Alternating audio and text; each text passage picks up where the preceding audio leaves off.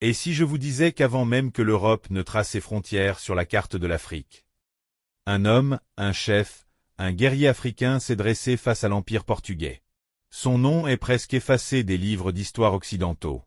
Mais en Angola, et dans le cœur de ceux qui se souviennent, il rugit encore. Voici l'histoire de Ngola Kiluange Kiasamba, le lion d'Angola. 1. La menace européenne. Nous sommes au XVIe siècle, sur les terres du royaume de Ndongo, en Afrique centrale, dans l'actuel Angola. Là, les rivières chantent, les montagnes veillent, et les Mbundu vivent, libres et souverains.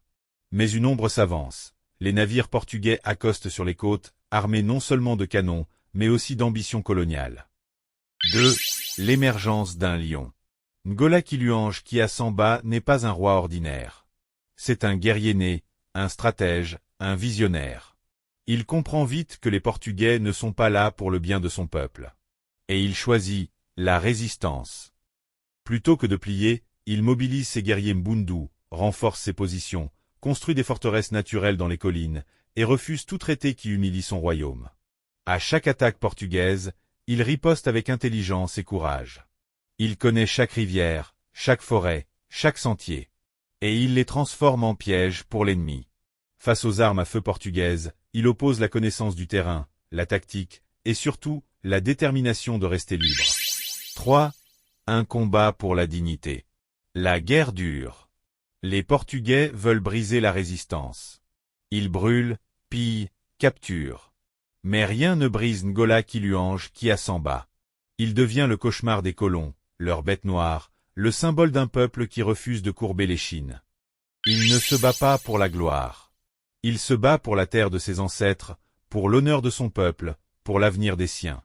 Et son cri résonne, plutôt mourir en combattant que vivre à genoux. Il tient tête à l'un des empires les plus puissants de l'époque. Et même si l'histoire officielle ne le crie pas, le peuple, lui, n'a jamais oublié. 4. Héritage et mémoire. Après lui, d'autres prendront le flambeau. Notamment la légendaire reine Nzinga, que l'histoire célèbre comme l'une des plus grandes résistantes d'Afrique. Mais peu savent que c'est Ngola Kiluange Kiasamba qui a ouvert la voie, inspiré une génération entière de combattants. Son nom, Ngola, désignera plus tard l'ensemble du territoire, Angola. Oui, le pays entier porte encore l'écho de ce héros oublié. Il est l'ancêtre du courage, la mémoire de l'insoumission. Un homme qui, à lui seul, a tenu tête à l'Europe, pour défendre la liberté de l'Afrique. Souvenons-nous de Ngola Kiluange Kiasamba. Pas comme un simple chef, mais comme un phare de résistance,